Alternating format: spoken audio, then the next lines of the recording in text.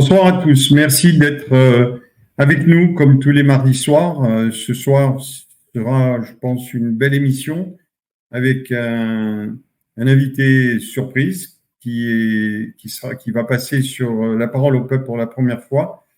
Et pour le recevoir, cet invité, on va tout de suite demander à la régie de faire monter Éric Lemaire, qui est le co-présentateur de cette émission. Bonsoir Éric. Bonsoir Bernard, bonsoir à tous. Alors, c'est toi qui t'es chargé d'inviter cette personne. Donc, est-ce que tu peux nous en parler et de qui s'agit-il? Écoute, on a le plaisir ce soir de recevoir Éric Vérac du Courrier des Stratèges, qui est un très très beau média d'information qui existe depuis assez longtemps et qui a fait de la réinformation sur tous les thèmes. Donc, on est vraiment ravis de le recevoir sur TVADP pour la première fois ce soir à l'émission de La Parole au Peuple. Super. Eh bien, bonsoir Éric.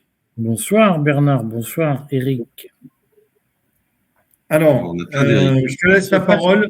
Éric Lemaire, à toi la parole, puisque ce soir vous êtes deux Éric, ça va être compliqué pour moi. Tout va bien, Claude, t'inquiète. Alors, bonsoir Eric. Alors, je crois qu'on peut pas commencer cette émission sans parler de ce qui se passe depuis samedi au Proche-Orient.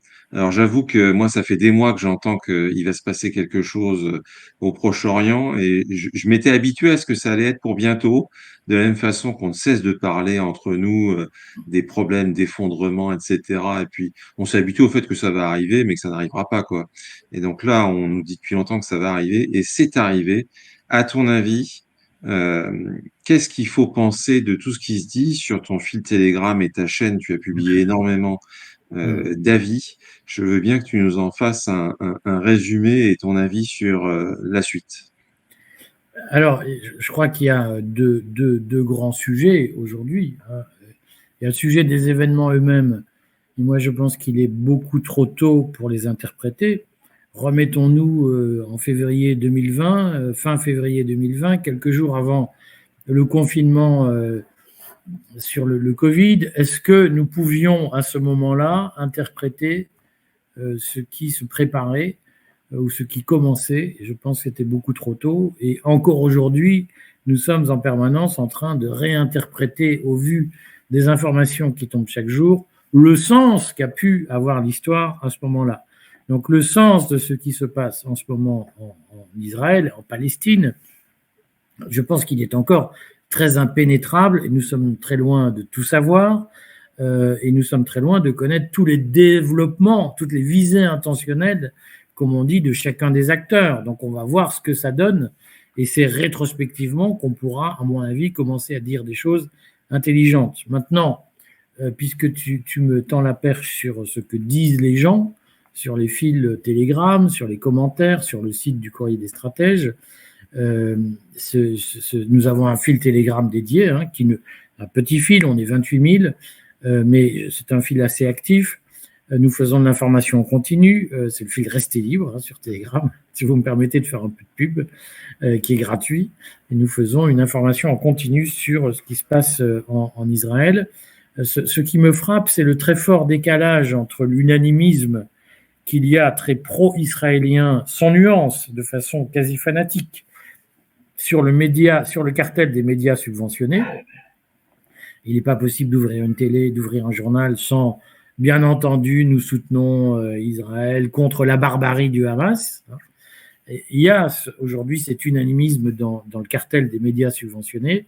Et puis, il y a ce que pensent les vrais gens qui disent mais ça fait quand même un certain nombre d'années qu'on nous prend pour des idiots. Alors, évidemment, il y a des commentateurs qui soutiennent de façon extrêmement engagée, je dirais, les positions d'Israël, d'autres qui soutiennent les positions du Hamas, de la résistance palestinienne au sens large.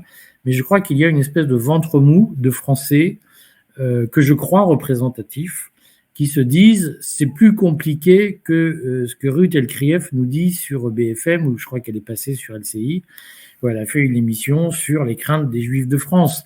Et je crois qu'il y a aujourd'hui un grand nombre de Français qui se disent arrêtez de nous prendre pour des idiots, mais de même que beaucoup de Français aujourd'hui dans la rue disent mais sur les vaccins, on nous a pris pour des idiots.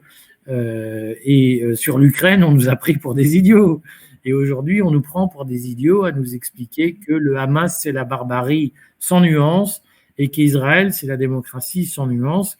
Je pense que beaucoup de gens se disent la vérité est plus compliquée que ça et on ne peut pas la résumer à un combat du bien contre le mal. Et je crois que ce divorce entre l'unanimisme officiel et les réticences, le scepticisme, c'est pas de l'antisémitisme, c'est pas de l'anti-israélisme, c'est pas de l'antisionisme, c'est juste le fait de dire est-il bien raisonnable de nous servir que le bien est d'un côté, le mal de l'autre. C'est plus compliqué que ça.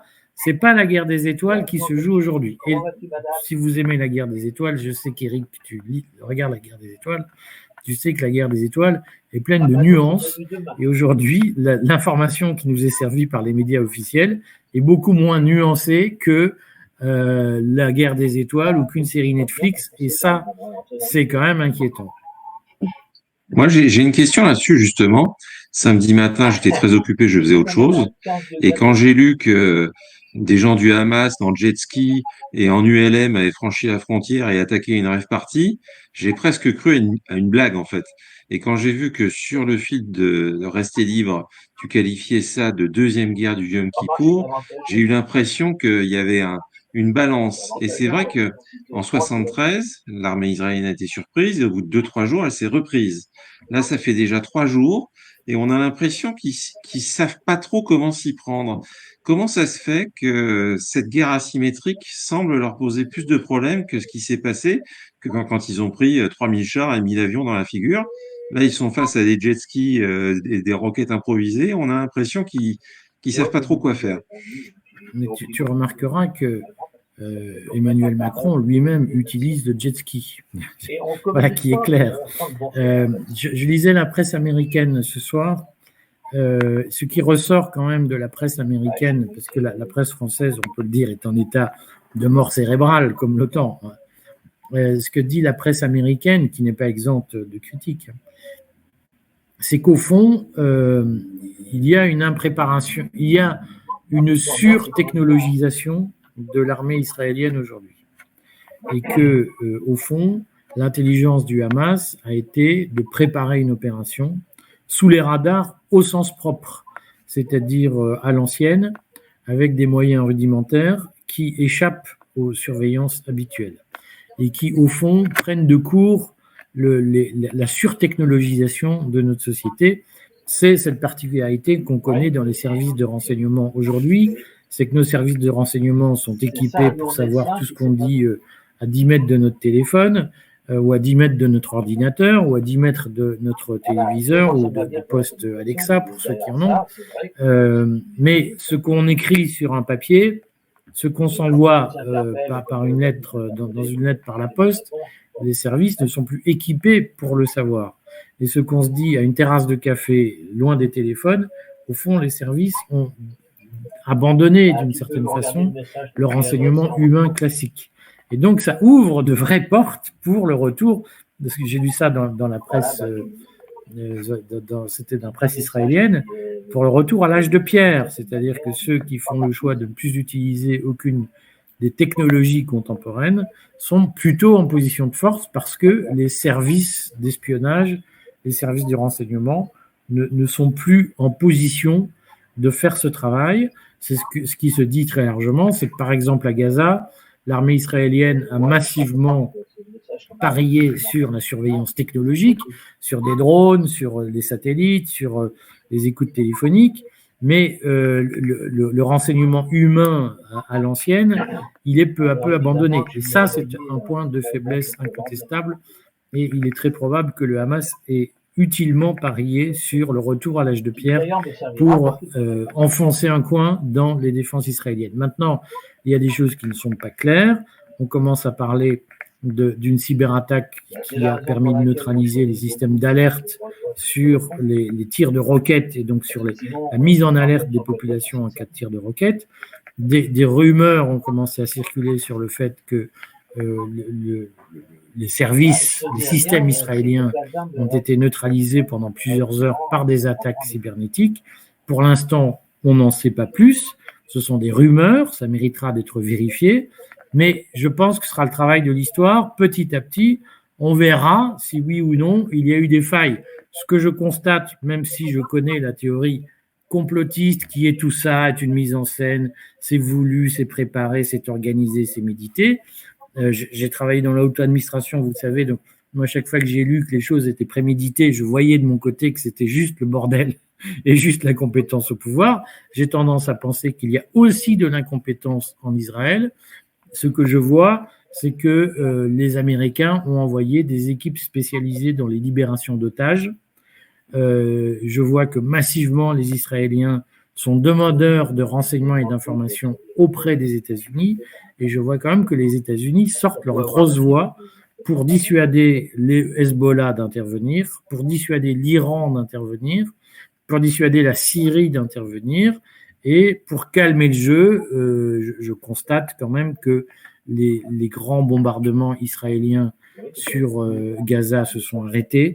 Et je constate que le Hamas n'a pas tué d'otages pour l'instant. Ça signifie qu'à un moment donné, dans le bras de fer qui se noue, les Israéliens sont obligés de composer avec le rapport de force imposé par le Hamas. Et ça, je crois que c'est très important. J'ai une question. Je voudrais savoir, dans le cadre de ce conflit aujourd'hui, qui est en train de se dérouler entre ces deux pays, vous ne trouvez pas bizarre que jusqu'à maintenant, c'était calme? La flotte russe, a priori, a été attaquée par l'Ukraine. Et est-ce qu'il n'y aurait pas concomitance entre la flotte russe qui souffre, qui a subi cette attaque, l'affaiblissement justement de l'armée russe de ce côté-là, et tout d'un coup, cet événement qui arrive et les Américains qui viendraient soutenir Israël, est-ce que c'est pour cette cause ou il y aurait une cause cachée derrière ça? Alors, moi, je ne partage pas du tout. Moi qui suis, j'en parle très rarement parce que c'est un sujet extrêmement épineux et que on n'aborde jamais impunément. Mais en réalité, si on suit l'actualité israélienne, même de loin, depuis un an, moi je l'ai suivi plutôt de loin depuis un an, mais je l'ai suivi quand même, il y a eu, notamment avant les émeutes que nous avons connues chez nous, une grande campagne dans la presse israélienne, à côté des grandes manifestations contre la réforme de la justice prônée par Netanyahou, il y a eu de nombreux articles sur ce qu'ils ont appelé la libanisation des territoires occupés, notamment la Cisjordanie, c'est-à-dire la partie est d'Israël, collée à la Jordanie, qui traditionnellement était une terre de l'OLP, du Fatah, cette partie avec Naplouse, l'université de Naplouse, qui a toujours été un foyer de contestation. Cette partie du territoire était très agitée et il y avait de nombreux heurts avec notamment des milices palestiniennes qui affrontaient l'armée israélienne et qui a obligé l'armée israélienne à se déployer en Cisjordanie. Donc il y a eu en réalité un activisme palestinien durant toute l'année, mais qui est passé inaperçu, notamment du fait de l'Ukraine et surtout du fait que, à part le Figaro, à qui je rends hommage sur ce point, aucun média subventionné français n'en a parlé. Et le Figaro n'en parlait pas en une très rarement, il en parlait dans les petites pages, si j'ose dire. Il y a eu par ailleurs un activisme religieux très fort au sein même d'Israël, tel que quelques jours avant l'opération du Hamas, les intégristes religieux juifs ont pris d'assaut le dôme du Rocher, c'est-à-dire la grande mosquée historique de l'esplanade des mosquées à Jérusalem, pour réclamer son retour, en tout cas sa destruction, pour mettre en avant les restes du second temple construit à l'époque et qui a disparu sous l'esplanade des mosquées. Donc il y avait des tensions religieuses. Les religieux juifs ont beaucoup agressé les croyants chrétiens sur le sol même d'Israël, à tel point qu'il y a eu des appels des églises et des chrétiens contre la violence juive qui leur était opposée, dont ils étaient victimes. Donc il y a un activisme et une situation de tension en Israël, au-delà de la question de la justice qui a occulté tous les autres sujets, mais il y a eu une dégradation de la situation interreligieuse, si j'ose dire, et intercommunautaire au sein même de l'État d'Israël, c'est-à-dire sans même parler de la Palestine. Et donc, et je le redis, la Palestine elle-même, la Cisjordanie, a été un théâtre de tension, passé inaperçu en France, mais très important, relayé de façon très importante, notamment par la presse israélienne. Donc, c'est une erreur de croire que, au fond, ça survient de nulle part. Alors, on n'a pas pris le temps de détailler, notamment parce qu'en France, dès qu'on explique que des religieux juifs se sont emparés de la mosquée, en tout cas, d'une façon ou d'une autre, ont fait preuve de violence fanatique sur l'esplanade des mosquées à Jérusalem, on est taxé d'antisémitisme. Donc, on en parle en marchant sur le bout des pieds, si j'ose dire. Hein. Mais il y a eu cette violence et il y a cette montée des tensions. Et il faut le redire, Benjamin Netanyahou n'a construit de gouvernement que grâce au soutien de mouvements juifs extrêmement religieux, extrêmement intolérants, et que d'une certaine façon, la montée des tensions en Israël, elle existe, et la montée des tensions avec la Palestine, elle existe depuis plusieurs mois. Donc, moi, j'ai tendance à dire que ce conflit a une forme d'autonomie depuis de nombreuses années, qu'en revanche, il y ait eu, dans le cadre des tractations qui étaient en cours pour que l'Arabie saoudite reconnaisse l'État d'Israël en échange d'une espèce de pension qui serait versée aux Palestiniens, qu'il y ait eu, à un moment donné, un jeu de dupes dans cette affaire, j'en suis assez convaincu. Moi, je mets ça à côté de l'affaire ukrainienne. Je le mets indépendamment de l'affaire ukrainienne parce qu'aujourd'hui, personne ne peut dire quel est le lien entre l'Ukraine et cette affaire palestinienne, sachant qu'il y a de nombreux Russes juifs en Israël et que donc, là-dessus, tout le monde, là aussi, marche sur des œufs. C'est-à-dire que Poutine ne peut pas se permettre de soutenir les Palestiniens contre les Russes, puisqu'il y a de nombreux juifs russes qui vivent en Israël et qui aujourd'hui s'interrogent sur l'opportunité de leur retour en Russie. Donc les choses sont très compliquées. De même, ne pas oublier, quand vous discutez avec les Marocains, par exemple, les Marocains vous disent qu'il y a 1 million de Marocains qui vivent en Israël. La communauté juive du Maroc s'est massivement exilée en Israël, mais a gardé la double nationalité. Et donc, si le Maroc reconnaît, au terme des accords d'Abraham, version 2, l'existence d'Israël, c'est aussi parce que, au fond, le Maroc représente 15% des habitants d'Israël, à peu près, ou 10%, quelque chose comme ça. Donc, les choses sont plus compliquées que ça. Je crois que la tentation qu'on a, nous, c'est de dire tout est lié, il y a des circuits mathématiques simples. Moi, je crois qu'il y a une autonomie du conflit israélo-palestinien depuis de nombreuses années et que les techniques qui ont été utilisées par Israël pour le juguler, notamment par des techniques de division diplomatique, aujourd'hui sont un peu en bout de course. Okay. Moi, j'aurais deux dernières questions avant de passer au sujet suivant. J'ai pris le taxi cet après-midi à Paris qui m'a dit qu'il prenait de plus en plus de gens qui ne voulaient pas prendre le métro parce qu'ils avaient peur d'un attentat. Est-ce qu'à ton avis, il y a un risque? Et deuxième question, puisqu'on a dit que l'Occident est en train de tout rater parce qu'il est obsédé par l'Ukraine, quel est le prochain truc qui va nous exploser la figure? Oui, est-ce que la Troisième Guerre mondiale est pour demain? Ça fait beaucoup de questions à régler en une minute. Moi, je crois que le terrorisme, il a existé, il existe, il existera encore, en partie parce qu'il ne se déclenche que lorsqu'il est financé par des puissances extérieures. Les vagues terroristes qu'on a eues en France, la théorie des terroristes loups solitaires qui agissent comme ça sur un coup de tête, je n'en crois pas un mot, alors qu'il y ait des gens illuminés, j'en suis sûr, mais que des grands attentats soient organisés de façon spontanée, sans intervention extérieure, sans ingérence, comme on dit, je n'y crois pas un seul instant. La question, c'est qui a financé les attentats de 2015, qui a activé les cellules, et de ce point de vue, redisons-le, personne n'a jamais osé mettre sur la table, pour des raisons qu'on comprend, le rôle toxique de l'Arabie saoudite et accessoirement de quelques autres États du Golfe, mais il faut poser la question du rôle de l'Arabie saoudite aujourd'hui, qui est le grand pourvoyeur de terroristes dans le monde. Ceux qui se souviennent du 11 septembre, peut-être que certains d'entre vous se souviennent que le 11 septembre 2001, il y a eu des attentats aux États-Unis. Ils se souviennent que ce sont des Saoudiens qui étaient à la manœuvre dans cette affaire.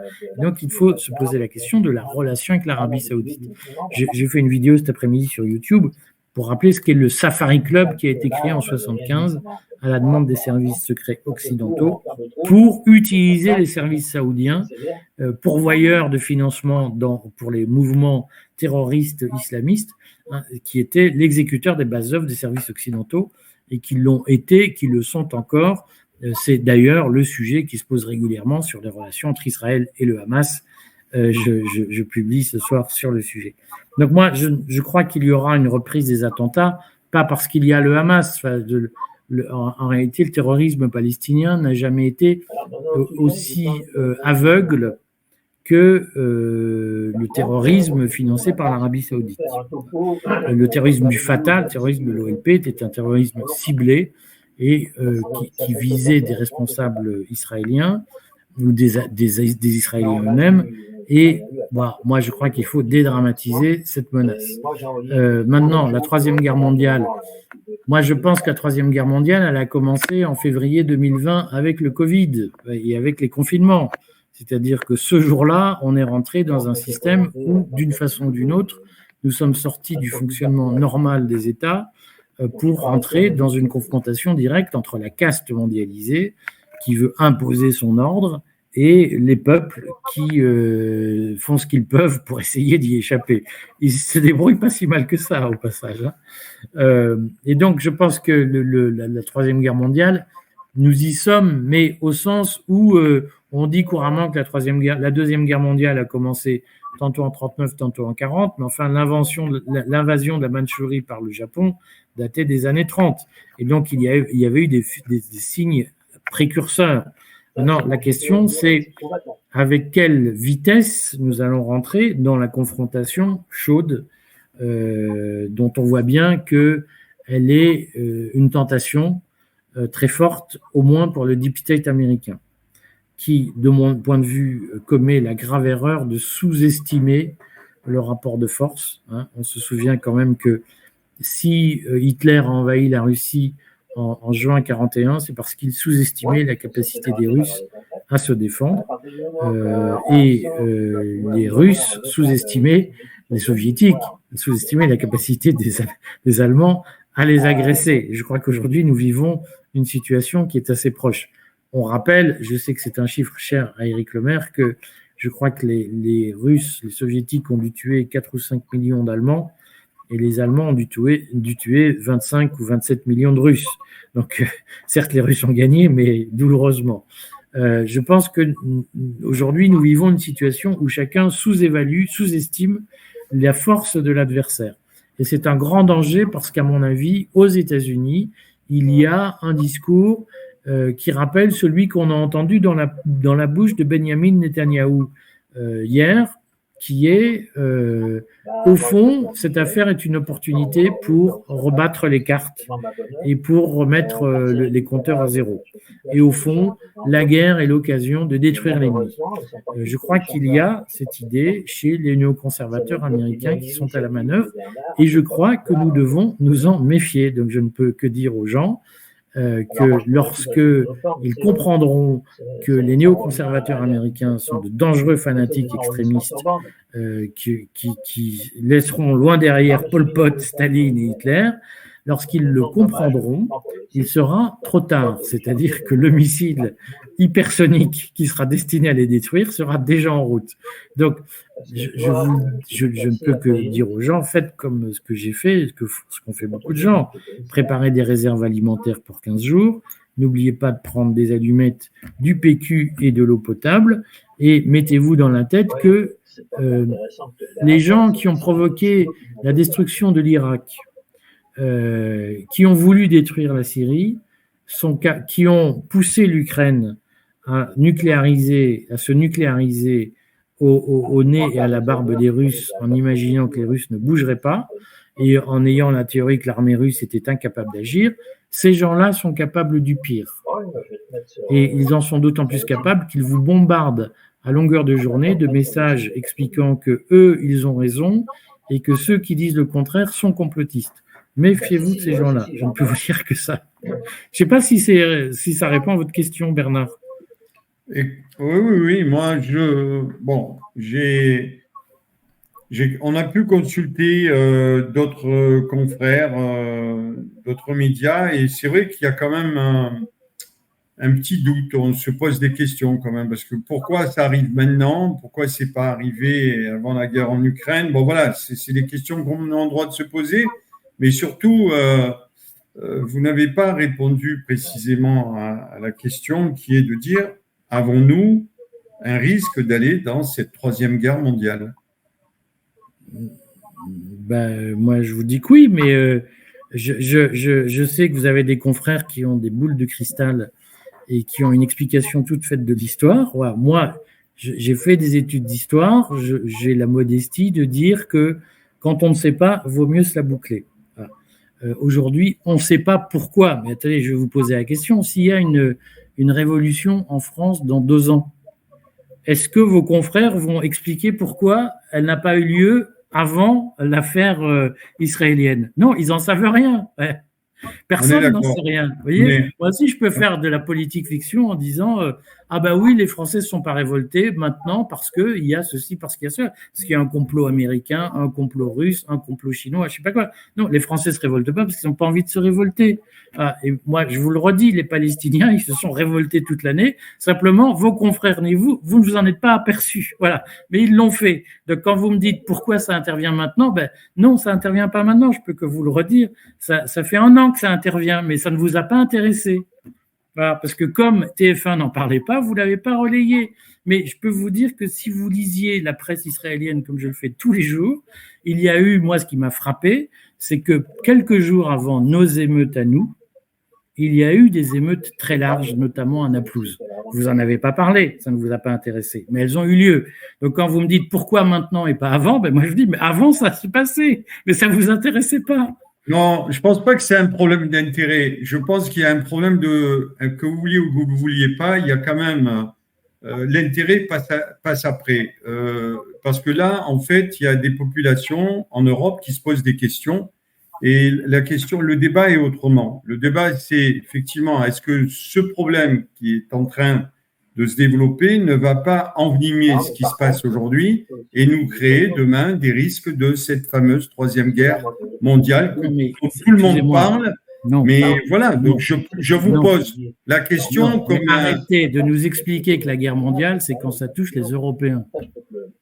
Voilà. Non, et peut-être que les Français s'y intéressent pas parce que tant que ça les touche pas, ça les intéresse pas.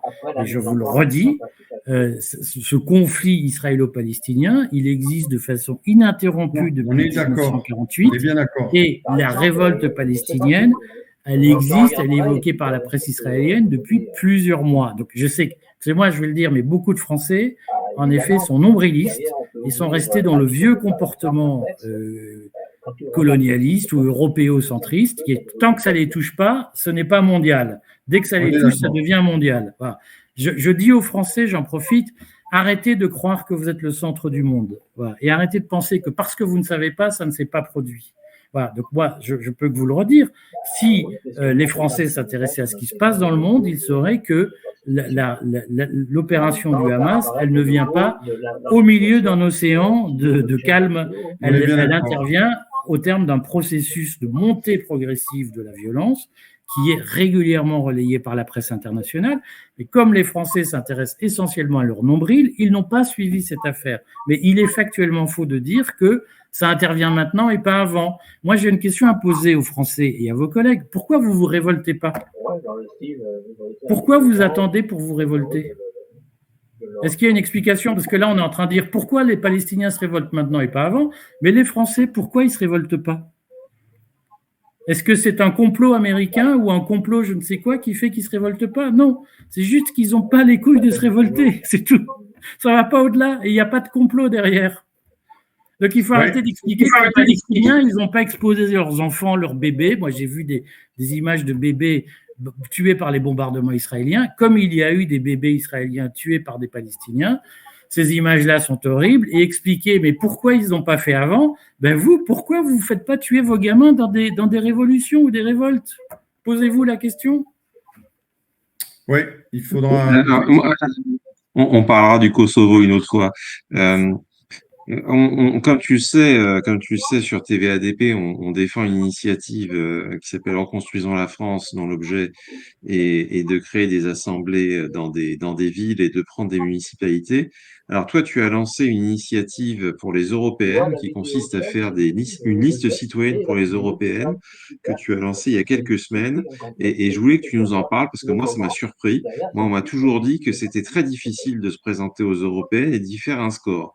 Donc, comment est-ce que tu vas y arriver? Et est-ce que c'est pour réveiller les Français, justement? Il y a plein de questions dans la question.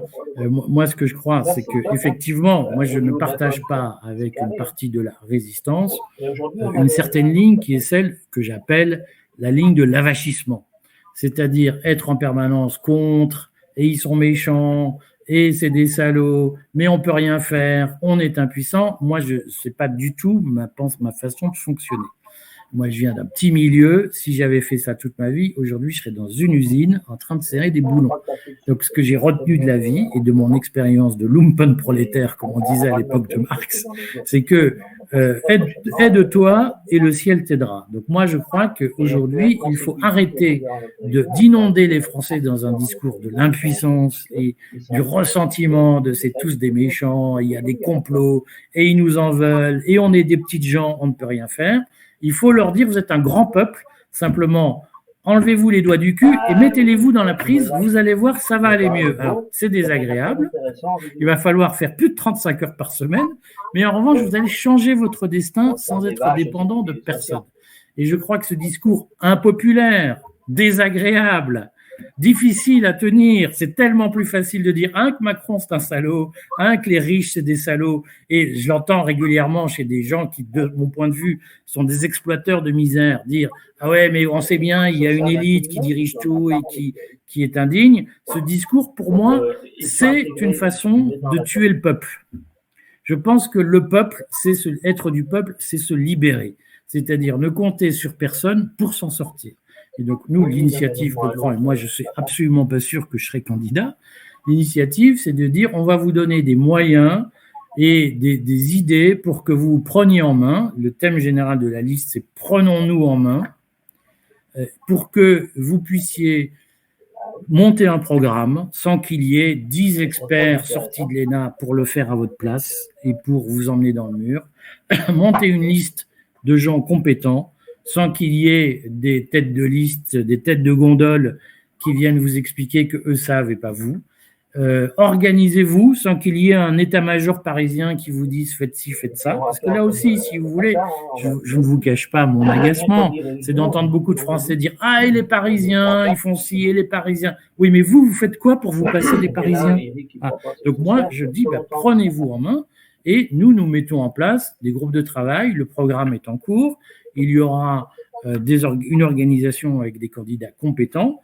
Et ensuite se posera la question effectivement des moyens, puisqu'on sait qu'il faut au minimum 1 million d'euros pour pouvoir déposer une liste, puisque en France, ce n'est pas le cas dans les autres pays européens, mais en France, les listes qui se présentent doivent produire elles-mêmes leur propagande à leurs frais, et donc doivent imprimer elles-mêmes les bulletins de vote, etc.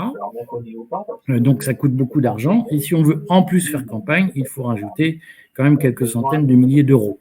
Donc, dans ce monde complexe, moi, je dis aux gens, mais organisez-vous. Nous, on sait faire de l'organisation spontanée, c'est-à-dire faire en sorte qu'il y ait des réunions sans chef qui dirigent tout et qui vous disent ce qu'il faut faire.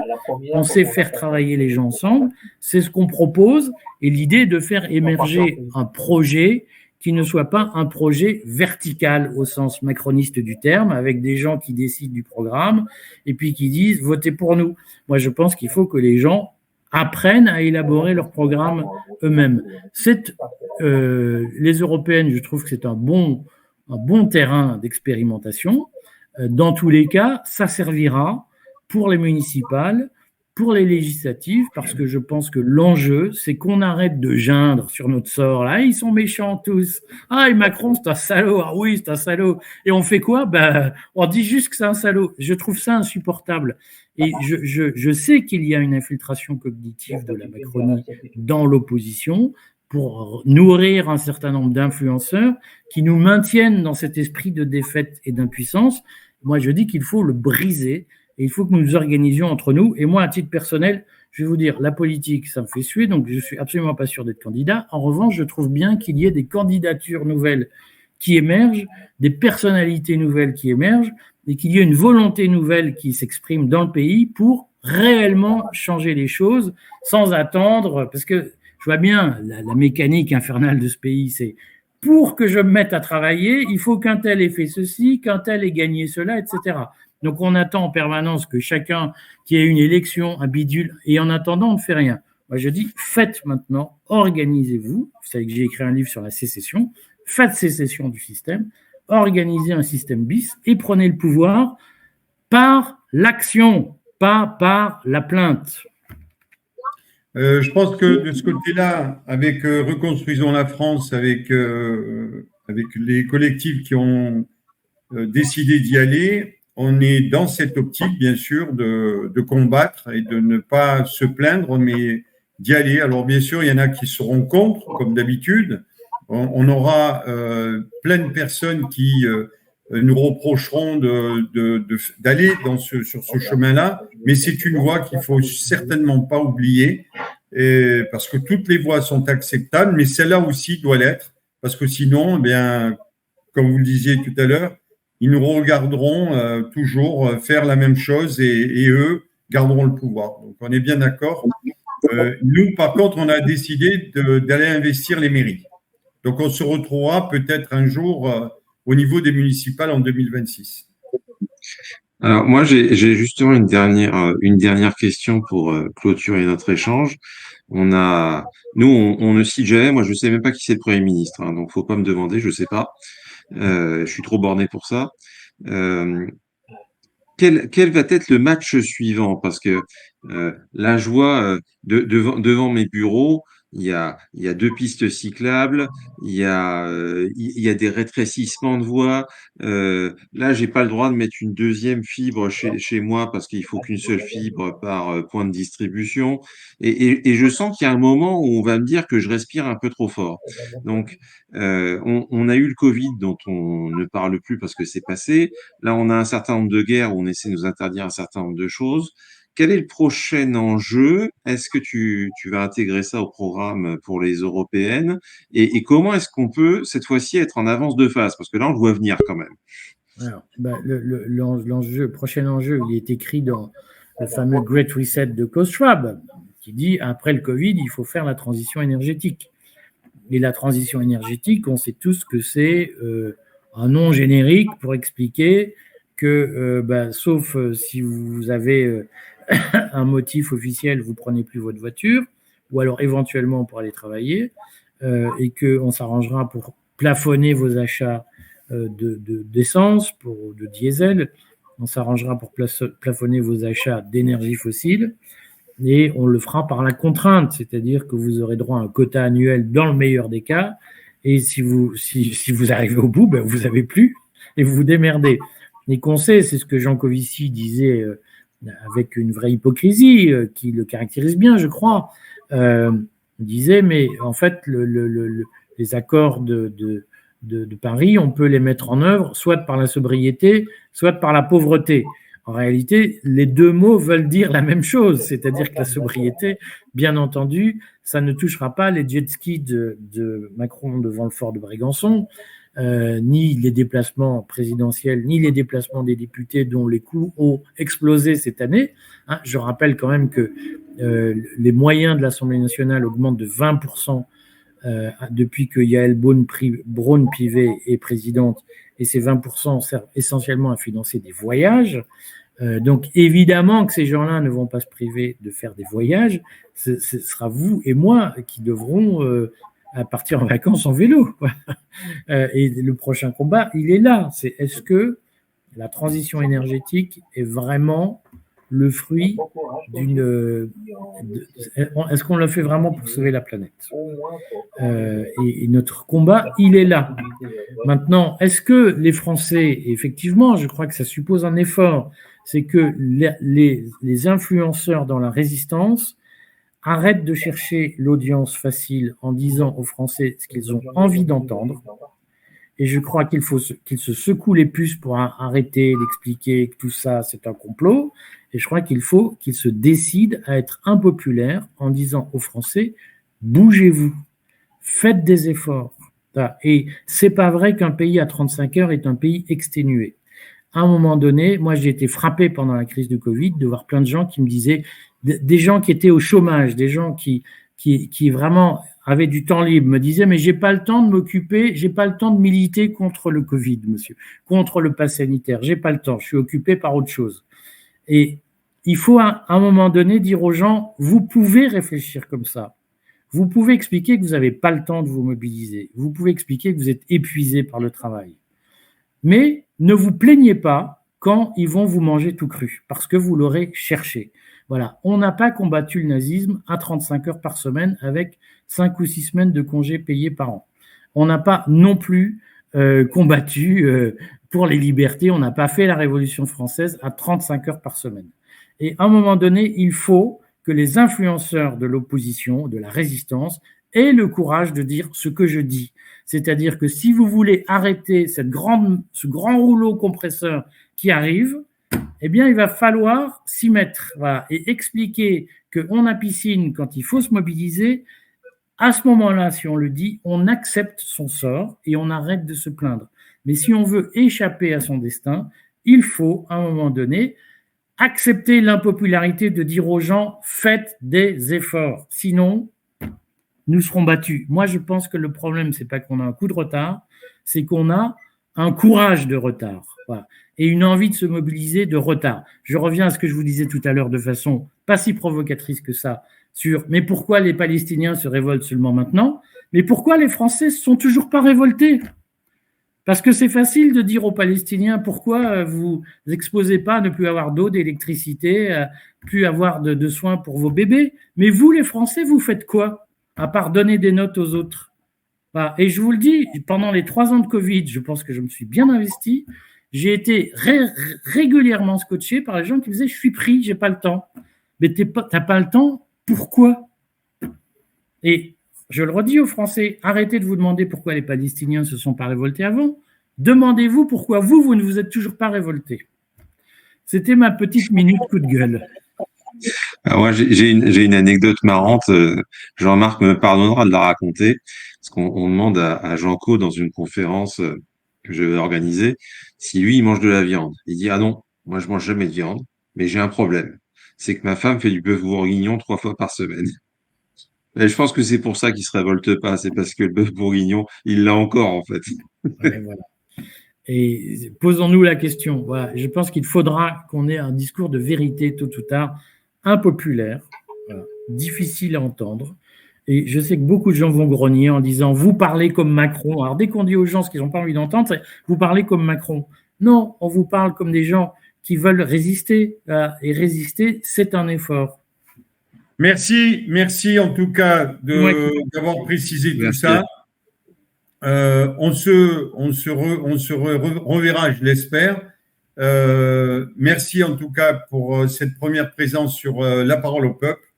Et je vous souhaite une bonne soirée. Je vous dis à très, très bientôt sur notre chaîne. On va lancer la pub et on passera à Reconstruisons la France. Merci. Bonne soirée. Bonne soirée.